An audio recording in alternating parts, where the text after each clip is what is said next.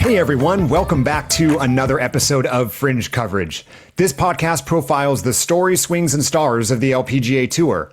And whether you're new to women's golf or a longtime fan, hopefully this podcast helps you develop your own rooting interest in women's professional golf.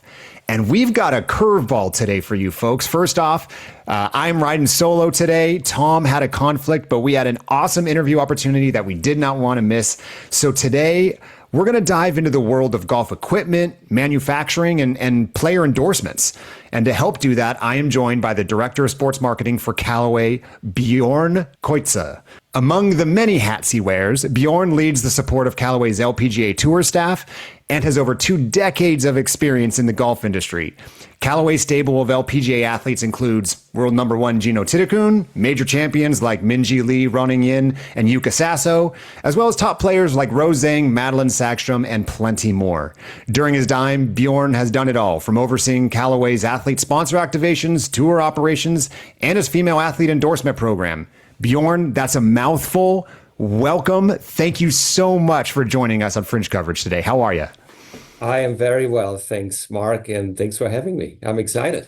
And thank you for listening to me butcher the pronunciation of your name there. I appreciate you giving me an attempt to practice my German. That was very good, actually. I've heard much worse. It's okay. So, Bjoern, let's start here. I've mentioned off air, we've been doing a lot of player interviews. This is really our first foray into talking on the equipment side. For the listener's sake, can you give us a high-level overview of your role with Callaway? Yeah, it's three-folded, really. And the women's portion is by far the biggest portion of my overall role. But if I touch on the other two real quick here as well, I work with our marketing team on player activation, service day, how we use those within the contracts. So that goes across all the different tours. Then I have a team in the office here that handles what we call tour operations. So that, again, is across all the different tours, and they help with order entry. And it's sort of a back office support team, if you will, for all the different global tours. And then the biggest chunk, as I referred to, is dedicated to women's golf. And that's one that I'm the most passionate about as well. But in more detail there, I do spend a good amount of time on the road. I probably travel to 25 or so events a year, a couple of international trips within that, obviously a lot of domestic ones. But my job sort of responsibilities range from finding the next Gino to getting into the trenches and work on a one-on-one basis with players. And all of that I enjoy immensely. How's that search for the next Gino going? It's ongoing. It's ongoing. She's unique. She's pretty good. No doubt. But we have a big team that's also spending a ton of time on the amateur and junior circuits. So we start early on, and we look at all facets of the game when it comes to that. Well, I'm sure we're going to dive into a lot of that today. So, okay, give us a little preview for either you or your player relations staff. What does a typical tournament week look like for you and your team? Yeah, we typically travel on Sundays, so we get there by dinner time, unless flights are delayed. That happens too often, I guess. Sure. But we get in on Sundays. We go out to the course starting Monday morning, get situated, and then depart again on Wednesday afternoons or Wednesday evening. So we're there on site for the practice days when players have time to tinker with their equipment, or they may have seen something on the equipment side in the previous event leading up to this, where they feel like, well, I'm losing my drive a little bit to the right, or turn it over too much, or we need to work on my wedges. So we have time to do that during the practice days, and then once they get into sort of tournament mode, we depart and prep for the next week. Now, I have so many questions. This is a world that I have such high level knowledge of, but no details whatsoever. So my first question is, when you're leaving on Wednesdays, once the tournament starts, what are players, maybe from a rules perspective, allowed to tinker with versus, hey, that's kind of set in stone, we're not touching the bag anymore? I mean, they can't adjust their drivers on the course, right? So they can't Yeah. really make any changes to their setup during a round. But sometimes, there are players that are more in tune with adjustability than others. Others basically just hand me the driver and, hey, you do everything, and then you tell me what to do. And others are just tinkerers. So the tinkerers of them, they may potentially make some changes on, the morning of the first round when they go through the warm up and see the driver maybe going a little bit low and they feel like, well, I need more loft. Let's, turn it up a notch. But yeah, it depends on the players. It's just a wide array of personalities when it comes to equipment, and some are absolute equipment geeks and just love working with equipment and always look at stuff and always search. And others are just very settled very quickly, and then will become very much hands off. You almost have to sort of give them a nudge and say, "Hey, how's it going out there? How how can we help you? Is everything okay?" And they will always say, "Oh yeah, everything is great." So you have to peel back the onion with some of them a little bit more. And what about non-tournament weeks? So is there some off-season stuff that's going on where someone says, hey, I don't really want to dive into some equipment changes in season, but I want to spend time with you in the off-season to tinker with something? What does an off-season session look like for fittings? Yeah, definitely. There's a big difference, I would say, between sort of in-season maintenance or tweaks, or maybe more of a wholesale change during the off-season. And as you alluded to, that's sort of seasonal. And for us, oftentimes it comes with new product introductions.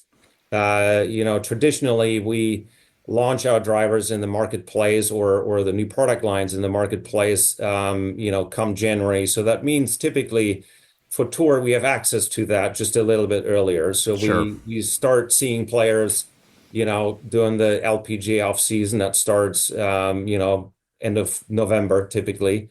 Okay.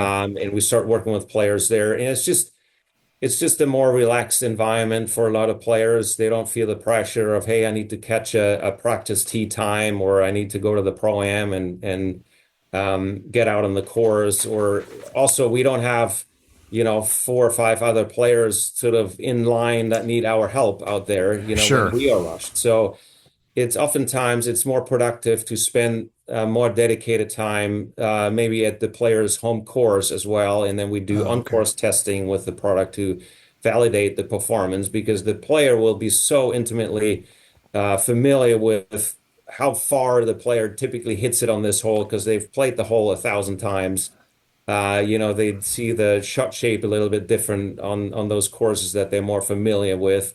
And we also see sometimes a difference between a fitting on the range and then as you go onto the golf course.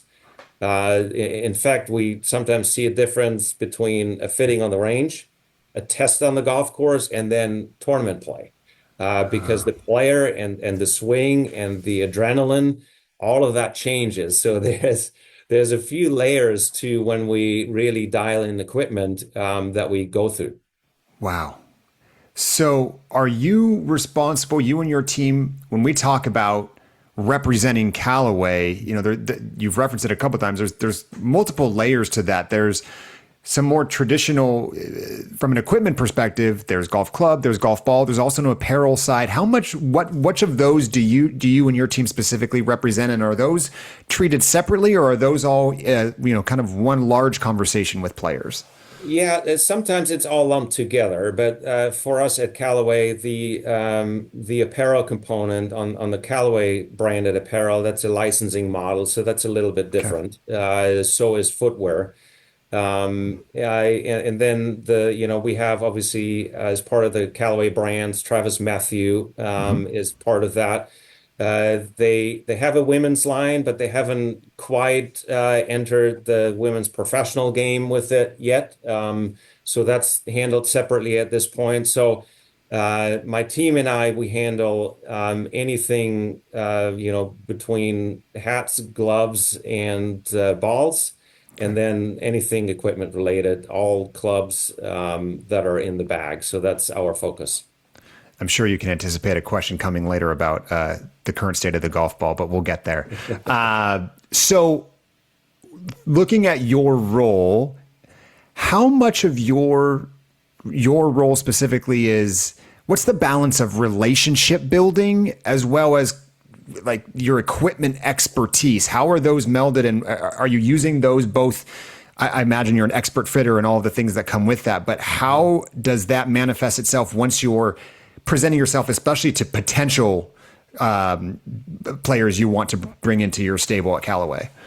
Yeah, I think it's so incredibly important to have both. I think you need to be a good fitter, or you have to have that knowledge. But I feel like a fitting will be most productive if you have a good relationship with the player, and it shows more in, I guess, first of all, in a comfort level of for the player to share what sort of issues might there be. And then secondly, there needs to be a good dialogue of what we're trying to accomplish. And sometimes it just evolves over time. We come across new players all the time, and then when we start working with them for the first time, we try to get to know them and learn about sort of their swing DNA, if you will, and we try to learn about what their misses might be under pressure. We try to learn about what shot shape they like to see, what sort of flight windows they're comfortable with. Because we feel like just from a physics perspective, there's certain numbers we probably should get to as far as an example, when we fit a driver, but then not everyone will be comfortable with seeing a 15-degree launch angle, whereas it might maybe maximize carry for that player, but some players just like to see it lower. So it's just so important to create some trust and a good dialogue to be productive in that fitting and get to those goals that everyone is comfortable with. Because if I try to fit a driver just based on sort of fitting knowledge, but I'm not hitting the mark with the player, and the player then leaves, is like, well, okay, but I don't really like what I'm seeing on the course with this, then it's just wasted time for everyone, right? For sure. And how often do you find yourself, this is more contentious than I mean it to, but how often do you find yourself at odds with a player, maybe based on the data you're seeing and the recommendation you may have versus their feels, and based on that, how do you marry those two? Yeah, it happens. I think it happens more often than not, because sometimes, I like to see maybe certain parameters in a certain range. Again, I'm just using driver fitting as an example because it's fairly easy. But the player might not be, or the player wants to get to certain numbers, but based on their swing dynamics, they just not able to. If they want to see 2,200 spin and 15 launch, but hit down on the ball or with a path that goes left, they just won't be able to get there from a physics perspective. So then it becomes a more, again, of a dialogue with some openness and transparency and just talking kind of through what we can do and how we can get there maybe a little bit closer and sort of meet midway. But it happens more often than you think with some of those players. Yeah. Without naming any names, have you seen in real time, whether it's that example or something similar, where you've walked them away from a fitting where ultimately the end result of whatever club you were fitting, or even ball for that matter, isn't where you necessarily would have decided independently with the player's input, you went a different direction? Can you remember instances where that player has then walked away with that equipment change and then seen it play out the way you anticipated it, with it potentially being, I'm going to use the word wrong, maybe a little too aggressively, the wrong choice? Do you see that in real time? We have, yeah, absolutely. And it happens, it happens when we obviously have sort of different objectives a little bit. Yeah, And sometimes the player needs to go through that cycle a little bit herself. And sometimes the team is part of that too, where there might be conflicting opinions within the team. It could be the sure. dad, or it could be, sometimes the caddy sees something a little bit different. Um, but but I see it typically a fitting. Rarely I see it as a one-time sort of transaction. I always see it more as a process. And that's Okay. what I try to tell the player in those situations too is, okay, well, let's get started on this and get to a point where we can find a compromise and we feel like that's a good starting point. Then play 9 holes, play 18 holes, play a week with it, take it home. Don't play it this week in the tournament. Take it home in an off week, mess around with it and Right. see what it does versus what you currently have or what it does on the golf course. And then we revisit. It's sort of an incremental process, if you will, with additional tweaks. And often, more often than not, then the player will come back and see, I saw this. Can we change that? Or come back, well, now I can better understand what you are referring to doing the fitting, what you saw as a challenge in the process. Hmm. And then sometimes, they see their coach and the coach will confirm, hey, you won't be able to hit it up with your current swing, right? You have currently limits in your swing getting to those numbers that you envision. So it's important, I think, in that process to bring the team in to find out who's driving some of these opinions, Hmm. who's Sure. really making the decisions Okay. behind the scenes. So it's an interesting process, but like I said, I do see it as a process rather than, okay, this is a one-time chance. We need to find the perfect solution right now. It's definitely more of an ongoing process. Well, and I'm sure based on where your athletes are in their careers, it's a very different journey of at the start who's part of their team, who's part of the decision making. Whereas as they Yeah. get more established in their career and they've figured out the way they play in tournament conditions, when adrenaline's hitting, I'm sure their own comfort with their own decision making changes over time versus relying on coaches, caddies, parents, whoever it is. You mentioned at the outset your team pays a lot of attention to the amateur ranks. How early do you and your team start building relationships with young golfers and amateur players?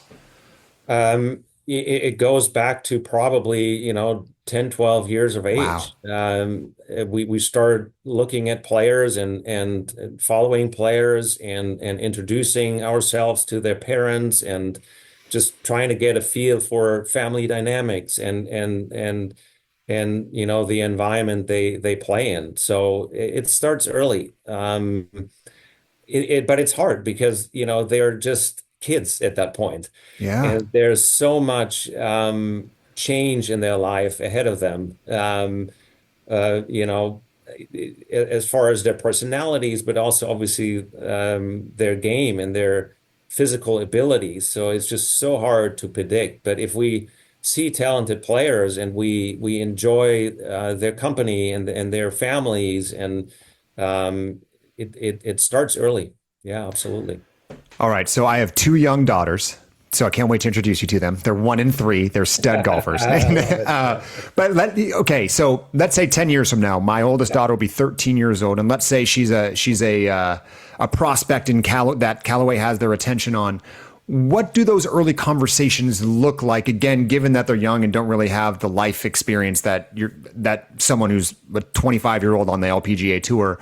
What are those conversations? What are the goals early on for you? Is it, hey, we'd love for you to use our equipment and see how it is? Like, and what, if any, guardrails exist for how you interact with especially young athletes? Yeah, it's interesting because, like I said, there's just so much is evolving around these young kids still. But we try to get a sense of sort of their practice routines. We try to get Hmm. a sense of how much time they sort of dedicate to the game of golf. We try to get a sense of their coach. I think that's a huge component. We have good relationships with a lot of coaches, and we oftentimes rely on their feedback too, because they spend so much time with these young kids and they have seen so many kids as well to be able to compare not only their level of talent, but also sort of their dedication to it, their work ethic. So there's a lot of factors, but we also almost like if we heard, well, our child or our daughter is on the golf course, 6 a.m. to 6 p.m., that might also be a red flag because, Right. we Right. want them to have a life and we want them maybe to play different sports and we Hmm. want them to have a healthy relationship with the game rather than, being obsessed with it. So, it's a tricky portion of recruitment. It becomes, I think, a little bit more clear as they sort of progress into collegiate golf, because their personalities are a little bit more set and their ways are a little bit more set. The family sort of moves away a little bit more, right? So when we start looking at juniors, the family is a huge part. The parents are a huge part in it. Yeah. Uh, but then as they grow older and go to college, hopefully, I guess, family moves Yeah. away aside a little bit. Not always, but so it's an interesting dynamic, Mark. So when you get to now, let's talk about those college level athletes, those especially those that you've identified as having a future in professional golf. When you're evaluating a player, I'm curious what. I'm not even sure this is the right word, but what metrics matter most to you? And metrics sounds way too Mhm. technical, but whether it's just golf performance, personality, brand fit, Mhm. the social media reach matter in terms of just the Yeah. personality they have, their marketability. How do you assess all of that and what stands out? Yeah, I think if I was to try to simplify it, I think Yeah. winning at any level, I think, goes a long way.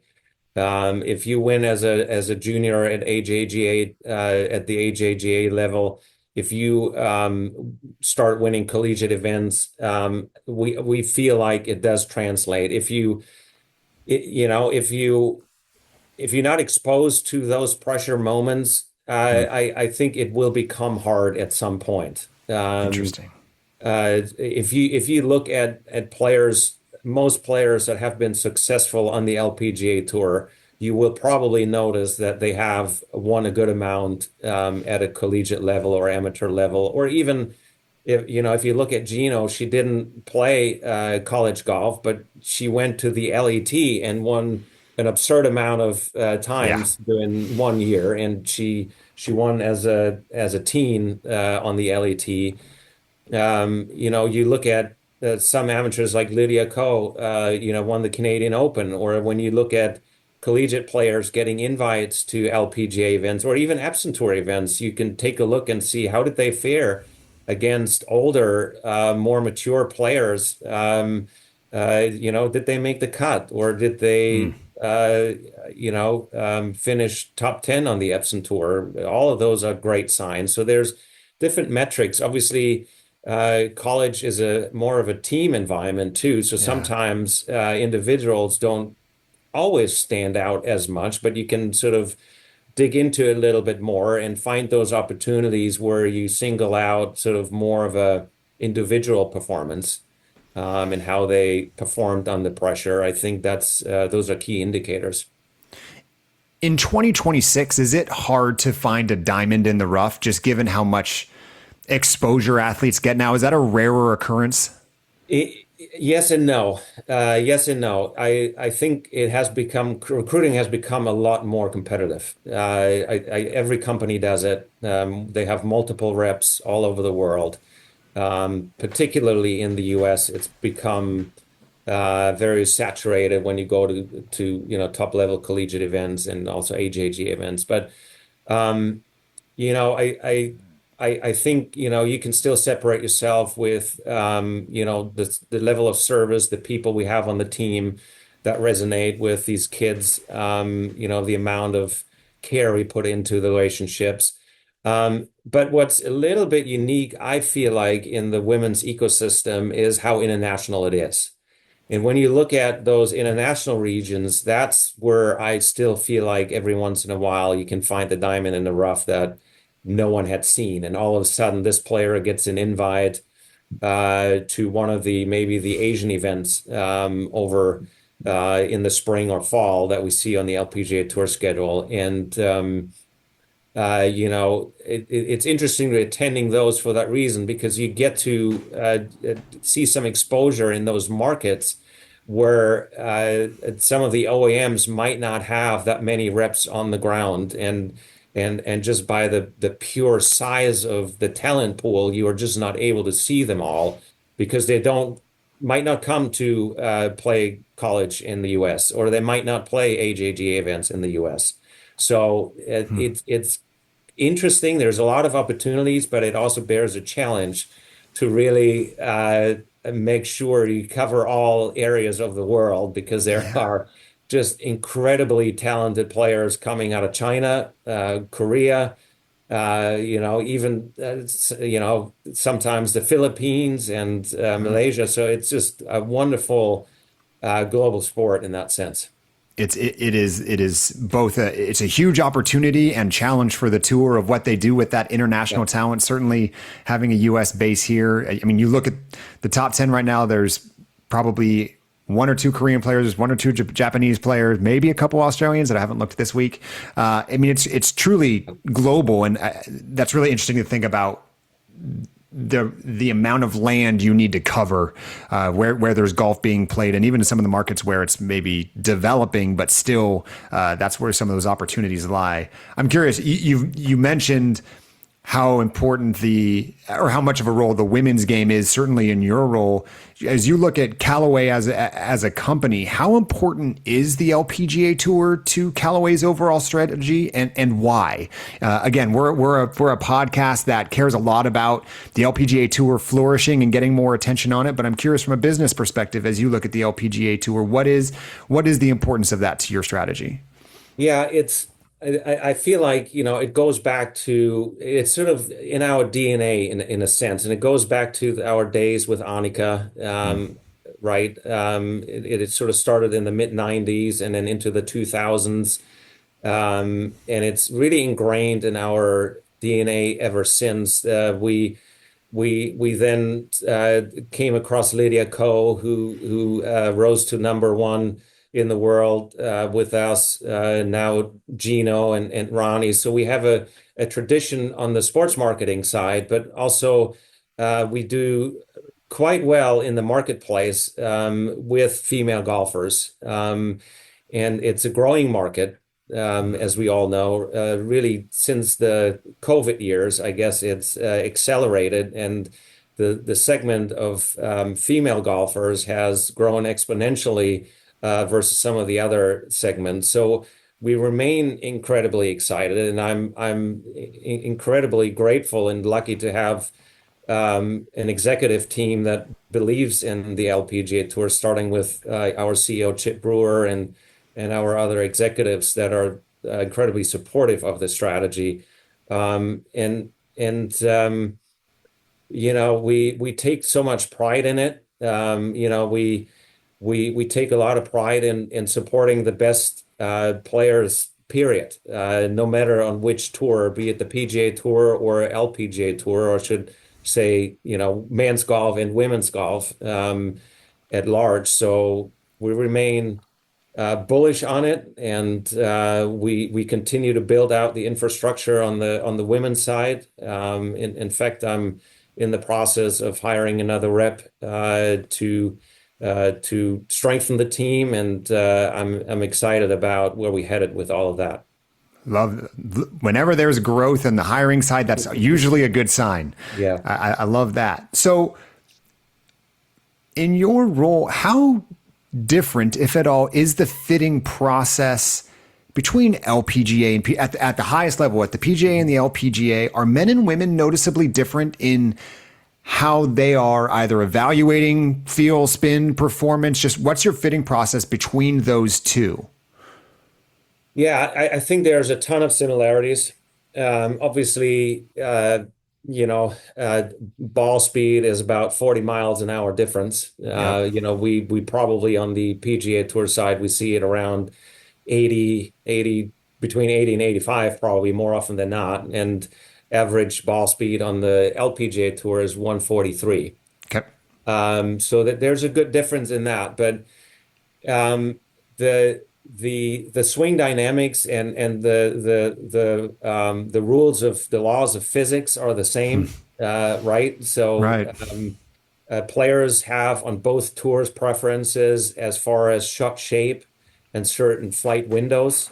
So we go about asking very similar questions on both tours. I do feel, and I sometimes wonder about why that is, because I don't want to create a stigma at all. But I do feel sometimes the guys are a little bit more in tune with technology Hmm. and the details of fittings, if that makes sense.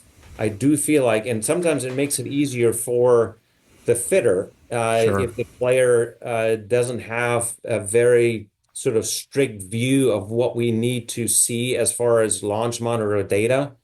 Um, so we have an opportunity to work with the LPGA Tour player a little bit more. I wouldn't say educate necessarily, but I feel like sometimes they're a little bit more open to feedback on what we feel like in that particular case would be helpful Hmm. within the fitting and what we would recommend. I feel like sometimes, and maybe it's rooted in coaching or in club golf maybe a little bit how maybe boys have just more of an interest in using maybe launch monitors sooner or more often. But it's there's a lot of similarities, but there's a little bit of a difference. I think sometimes when we look at sort of the details of launch monitor data, I would say. I wonder, given that there are so much readily available stats on the men's tour, comparatively speaking to the women, obviously the LPGA has come a long way with the KPMG Women's Performance Yep. Insights. But it's a big deal this year that the LPGA has more TrackMan opportunities and things of that nature just in the broadcast alone. But when you look at what's available to the players, there is certainly more available to the players on a day-to-day, week-to-week basis on the PGA than the LPGA. That's changing. Obviously, you have the technology when you're doing your fittings and things like that. Do you think there's a trickle effect of the men's attention on their stats isn't due part because of what's available to them compared to what the women maybe have to do a little bit more work to go find? 100%. And I remember vividly, and this was with my previous employer. I was with TaylorMade and Adidas before, and that was back in 2005. That was really my first visit to the LPGA Tour, and I was more on the footwear and apparel side at the time. I was working with Paula Crema, who was on Hmm. the team TaylorMade and Adidas, obviously. But obviously, at that time, you wouldn't see a single launch monitor on the range. Right. Now, fast forward when I started with Callaway and got more involved with the LPGA Tour on an equipment level.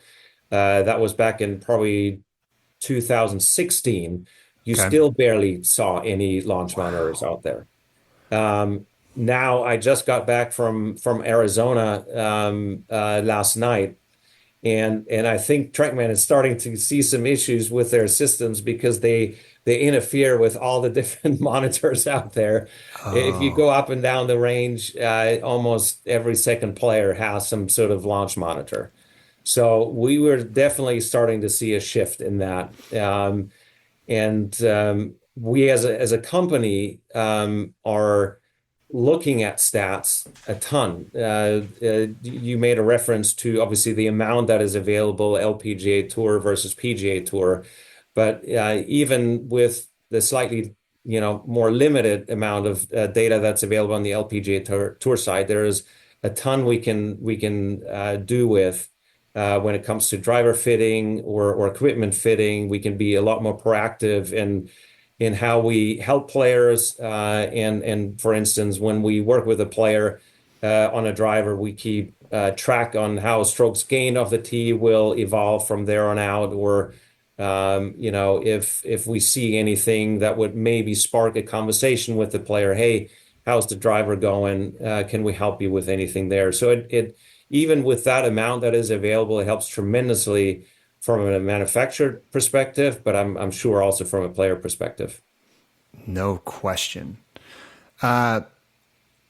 How this is the loaded question that I know you don't have enough time in the day to go full answer on, but obviously in the last few years there's been a very large discussion around a golf ball rollback, and it's usually framed in around the PGA Tour. The discussions publicly seems to be around the PGA Tour and what impacts that has and the reasons for it, and making sure that golf can sustain itself.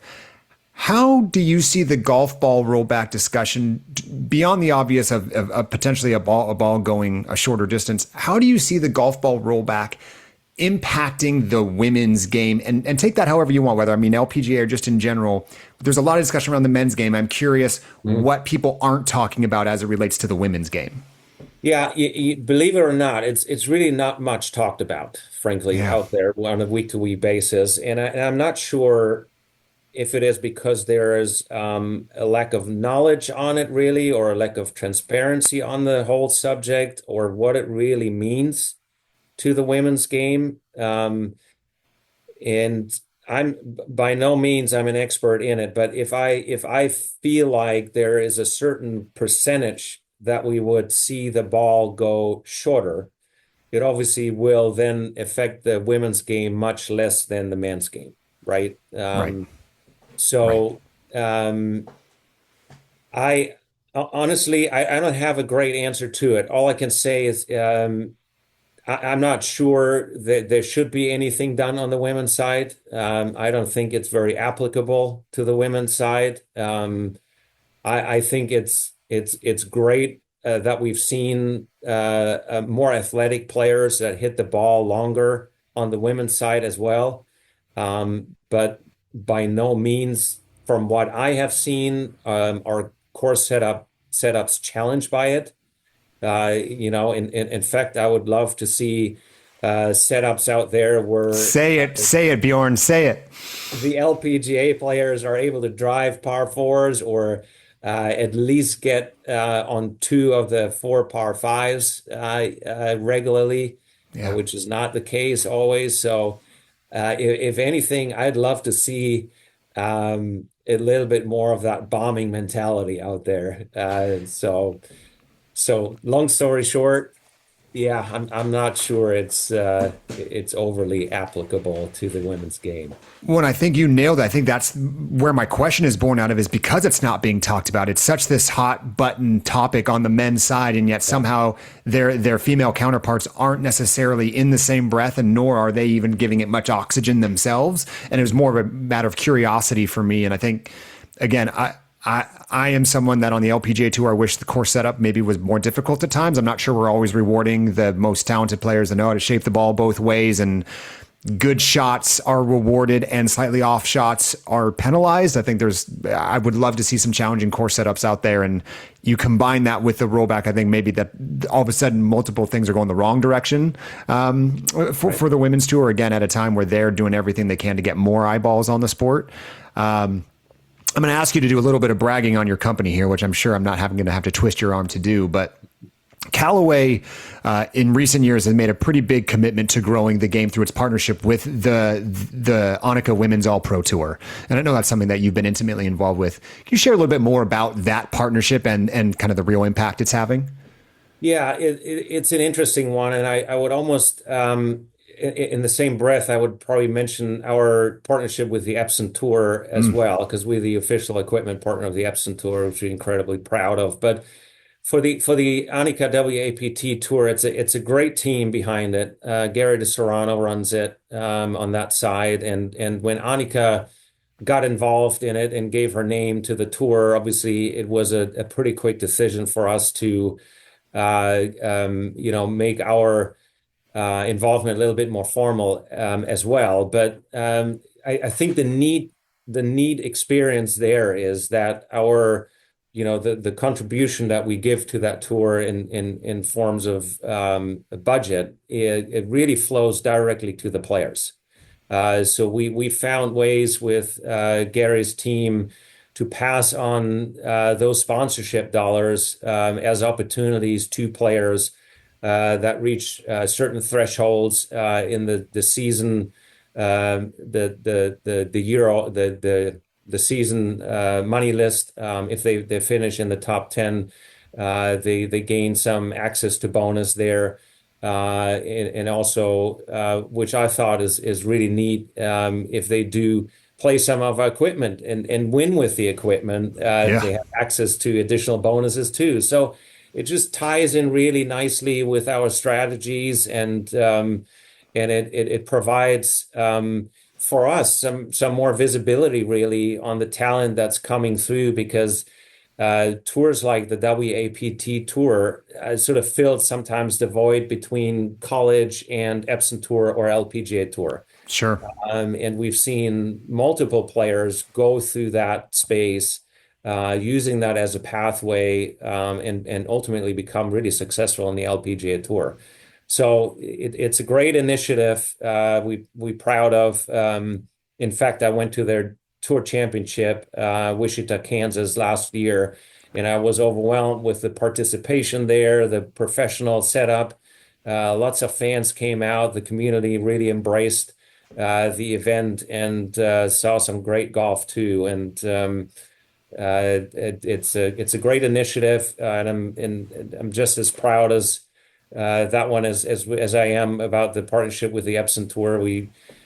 When we entered the partnership, players were struggling to get balls, frankly, to play with, which is incredible to think about. They were getting a sleeve here or a dozen there, but so we provide players with 2 dozen every week. Any player that wants to participate in this program, we provide 2 dozen of golf balls each week.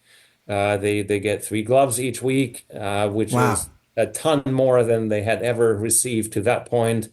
We provide top quality range balls throughout the season, and we spend as much time really on that tour as we can. And as I was alluding to earlier, we extending our team, and we'll be able to cover even more ground going forward. So all of those are great initiatives, and those are areas where I feel like we can truly play a small part in the players' dream, and help them accomplish their goal of getting to the LPGA Tour. I sometimes get asked about some of those experiences on those tours, but one of the examples I tell in this context is this is probably 3 or 4 years ago, but it was at an Epson Tour event. We worked with a player, fitted her to a driver. It looked great on the range. She took it on the golf course, came back and said, I love this driver, but I'm going to give it back to you. And I looked at her as like, why? What was wrong with it? And she said, I can't afford it. And I looked at her, and it dawned on me that she didn't expect to get this for free. And I said, it's yours. We here to help. We proud of supporting women's game, and this is part of it. And she got emotional, and it was just one of those things that stuck with me, and really sort of is the North Star, if you will, in our strategy within these spaces of women's golf, where we feel like there's opportunity to really truly make a difference and help these players. They don't always have great access to fitting at that level. So when we can come out, and we will even more so in the future, we will be able to help them even more so. And we're just grateful to be in that position to support them and help them along the way. No, that's fantastic. I would imagine that keeps you going every day, stories like that. Yeah, exactly. All right, I'm going to flip the script on you here a little bit, and let's have some fun. I'm curious, as I think about your role, I'm sure there are some very, very routine things that happen each week on tour of this player is going to come in for this fitting or for this tweak. You've been doing this for a long time, Bjoern. What are some of the, I'm going to use the term weird. What are some of the weirder requests or things in tournament week? What are some of the things that, whether they're weird or things we as fans wouldn't expect, that you and your team have had to deal with over the years? Mm.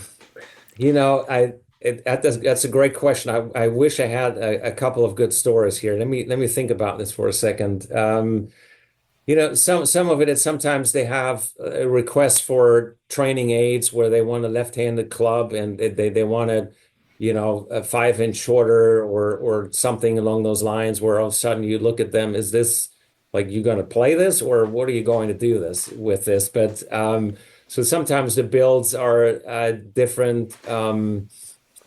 But other than that, I'm trying to think. I might have to take a rain check on that and That's maybe okay. get back to you. And then I'm curious also, if you look at all the recruitment you've done over the years, all the conversations you've had, I'm sure it's been at different levels of people who knew exactly kind of what this conversation is going to look like versus they kind of come in deer in the headlights, not really sure how to have these conversations. Can you think back to any times where you had someone ask you an off the wall question from an athlete side or even a parent side of maybe what their expectation of what a partnership with your brand looks like versus what it is in reality? I'm just curious, maybe some of the odd recruiting moments you've had over the years. Again, you don't have to name names. Yeah, no, I recall a few of those conversations, and it honestly, I never feel like a question is out of place. Frankly, I never left any of these conversations where I felt like, well, that was really a quote unquote stupid question. Right. Because I try to put myself into their shoes. It's not an easy topic to navigate. Parents might not have any experience with talking to people that might have potential sponsorship deals. They Yeah. may have never had a contact with an agent. So some of them go into this in a very naive way, and I don't blame them at all because it can be extremely intimidating, and you don't even know where to begin, right? Right. So oftentimes it so much depends on the player or personalities or family, but oftentimes an agent or at least having some conversations with different agencies to find out if you feel like you need someone on your side can already help you sort of put your mind into a state where you have the right questions or start thinking about the right things. But like I said, it's such a different process all of a sudden, that you probably feel quite intimidated as a player. So I would never say, wow, that's a weird question. I always, in fact, the opposite. When I get to know rookies on the Epson Tour or even at the collegiate level at some point, when these sort of moments start to slowly arise, when they start thinking about professional golf and what contracts look like, and I always encourage them, ask questions, because I will give you an answer and that will spark another question and start get you thinking about it. But I try to give them guidance as much as I can, and help them understand the ecosystem and how things work a little bit, what to expect, what sort of pitfalls there might be or challenges there might be. Some players come out and like they turn pro and they expect, well, I play your clubs or I have this, give me a contract. Well, I wish I could do that, but Sure. even our budgets are limited and we have to make tough decisions. And okay, well, I can sign these two out of this class, but unfortunately, I can't sign the other 10. Right. I wish that wasn't the case, but these conversations sort of evolve over time. But if anyone listens to this podcast that might be potentially in this position, I would just encourage her or her parents to ask questions, try to reach out to manufacturers and just get a sense of the dynamics. Or if they maybe are recruited by agencies, have conversations with agents, have conversations with different agents because different agencies have different strategies. Sure. So all of that is just a big learning experience. sounds overwhelming It is. It really is. I don't I envy can't them. imagine. Yeah, And I cannot imagine. I would love to say that at some point I was a stud athlete that was going to be heavily recruited in anything. Played sports my whole life, but never at that level. So I don't know if luckily or unluckily never had to deal with that. and it's Mark, it's also, it's hard to sometimes not take it personally, right? It's Yeah, because you need to understand any sponsors, and it's not just us, it's other OEMs, but it's also other non-endemic sponsors that are involved in women's golf. They all have to right. make business decisions, and it's those are tough decisions sometimes to make a certain cut at a certain point. And if I put myself into an athlete's position, it's probably hard not to take it personally, but Yeah, that's why professional, one of the reasons I think why professional golf just it generates a lot of pressures on players, and that's just a tiny portion of it all, right? If you think about how they need to perform week in and week out to right. either gain their card or keep their card, and then all these pressures sort of add on about sponsorships, and this player has a sponsorship. Why don't I have it? And what do I need to do? So it's a tough gig. It really Yeah. is professional sports. So you mentioned you're on the road a lot, go to quite a few tournaments. Mhm.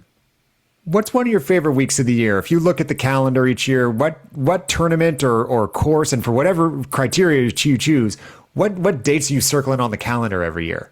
Yeah, I think it's twofold. It's a completely random one, and I've learned over the years is funny enough is the one in Arkansas, Bentonville or Rogers, Arkansas, and it's Yeah, sort of a diamond in the rough. I feel like in a sense because it's a wonderful little town. It's a Walmart town, obviously. right. Many people know that, but they have great restaurants, coffee shops. The infrastructure is great. The golf course is great. The team Outlier, who runs that event on the LPGA Tour, is a wonderful team, and so that's a great week for many reasons. But then, obviously, the majors are great, and the both the KPMG Women's PGA as well as the Women's US Open as well as the AIG Women's Open, they have all stepped up their game as far as the venues, right? So Mm, we now get to visit incredible golf courses. You just talk about Pebble, obviously, but even jeez. Yeah. if you think about Lancaster Country Club, it's just what a golf course up there. It's unexpected, but it was an incredible venue. So those are special events. They obviously feel a little bit bigger than others, and they also visit incredible courses these days. So it's some good places we get to go to. We're planning to be up at Riviera later this year. Oh, well, you mentioned another Man, one. There you go. can't Yeah. that I'm pretty excited about that one. I'm not going to lie, and especially with it being just up the road from us here, Yeah. it certainly is one we're going to have to make our way to. Okay, last couple questions. First off, talk to me about your current athlete lineup. I'm just obviously you've got world number one, you've got major champions, you've got some of the more marketable players in the world. You've got some amazing people like Yanni Sang, who has had quite the journey just in her golf game, Yeah. especially in recent history. Just I won't ask you to expound on every one of your athletes, but pick a couple. Like, tell me some things our fans would want to know about some of the athletes you've got on that squad. I don't know how we got to this point. Frankly, they are what a big family it is, really, and it's grown organically over the years. We with most of these we've had long-term relationships, but then Minji Lee, for instance, she sort of made a wholesale change in her bag, Yeah, um, and um, and now is part of the family. I'm so excited to have her. They are all wonderful people. They all are just so different in their personalities still. They come from all different cultures too, from for all sure. literally all over the world. Some have played collegiate golf, some have not. Some have turned pro when they were very young, others have waited a little bit longer. Now we have Madeline who's pregnant and others that are just getting started. So the mix is just incredible. And I try to schedule dinners respectively with everyone. Wow. throughout the year and spend time off the golf course with them. I recall one with Yuka recently, which we knew she had a good sense of humor, but it just blew us away how she was that particular night. It was just so funny. She had so many different stories and riddles that she sort of gave us to solve, and it was about 2 hours full of laughter. So it's interesting because you see these players being so serious and in the zone at the golf course. But then when they step away, they're just wonderful people. And we are blessed with just really a great team that it's not a chore to invite someone to dinner. It's absolutely the opposite. We just really, the team and I just enjoy spending time with them. We don't want to do it too often because I know they're tired after a long day. But Right. selfishly, I always look forward to those dinners to hang out because you talked about relationships and trust, how that plays Mm. into how effective we can be, and I truly believe it's a huge part of it. Because if they're not comfortable with the relationship, they also probably won't share everything that they might struggle with on the golf course, or they might not, they might be a little more hesitant to say, "Hey, I'm not sure if it's me or the club, but hey, let's look into it," right? Sure. If you have a great relationship, it's just a much easier conversation and a much more natural conversation to also talk about the equipment and the performance overall and what we need to do as a team. And then we're not going to get out of this without talking about the world number one. Gino has been on quite the trajectory here as of late. Gino's made an impact at every level she's been at, and it's been no different here, regaining number one status last year and holding on to it and growing that lead seemingly every tournament. This is almost an impossible question. I'm going to make you answer it anyways. Tell me one thing that amazes you about Gino. I know exactly. Her attitude and her ability to leave golf at the golf course. And we've had many dinners with her or many interactions with her off the golf course with her team, be it at dinners or other functions. And rarely we talk about golf. And it is so incredibly impressive how she can leave that there and move on. And I recall she obviously I think it was it Cincinnati Kroger. where she had Yeah. that four putt on the last Yeah. hole, which is Brutal. heartbreaking, right? Brutal. It's just absolutely, as an athlete, that is probably as tough as golf can get. Yep. And she was upset after, and she needed to vent, and she needed to get away from it, and she did. She went, I think, to Canada with some friends and went hiking or something. And I remember that a few weeks after that, I think it was in China, she won. Immediately. And I was just absolutely blown away. But that sums up Gino. She is, I think, mentally stronger or as strong as anyone out there. And she is able to, let golf be golf and not let it affect her life. She has a wonderful team around her that is so supportive. She has great relationships with her team, and her head is the biggest strength. Long What story a short. skill. What a skill. Yeah. All right. I'll get you out of here on this. I have to imagine one of the more frequent and maybe annoying questions you get is people probably assume your entire day you work in golf, so you play golf every day. Your golf game must be perfect. Give me an idea. How is the golf game right now, and how often are you actually getting to play 18 holes? Well, the last time I played was October last year. Okay. So I couldn't tell you. It's probably not very good right now. I have a 3-year-old at home. You can relate to that. Yeah. So he takes a lot, rightfully, he takes a lot of the Yeah. time when I am at home, and I want to be very respectful of that because I spend a lot of time on the road. So I have neglected my game of golf a little bit, but instead I have refound tennis. All Uh, right. yeah, I grew up playing tennis and loved it, and I hadn't played for about 20 years, and now I'm playing again, and I absolutely love it, Wow. and I'm very passionate about that right now, and it's a little quicker. That's the advantage, I guess, right? I'm done in an hour and a half or two, so Well, I you can get didn't get away to with meet it. him today, but my co-host Tom and I, we played tennis together for 10 years, Oh, and well, there you it go. is our in San Diego. We for all the reasons you just said, it's quicker. Yeah, And my body is not quite as quick as it used to be, though. Tennis is a little bit harder to get in and out of. The next day, I yeah, feel a little bit more. yeah. Well, that's fantastic. Well, we Well, should play one day, Mark.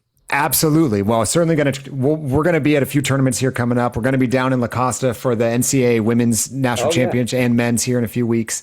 yep. I'll see you there.